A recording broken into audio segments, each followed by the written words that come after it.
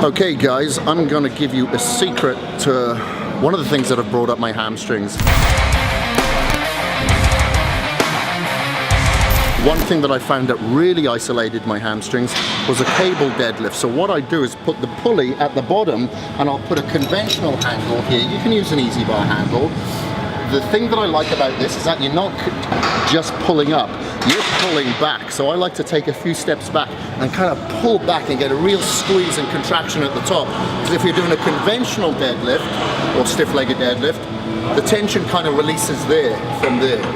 Where here you can really get that contraction and a top pause and a good stretch at the bottom without putting too much stress on your back, but more so on your hamstrings. And I'll show you how I demonstrate that now. Oh man, it's a sore. So take a few steps back.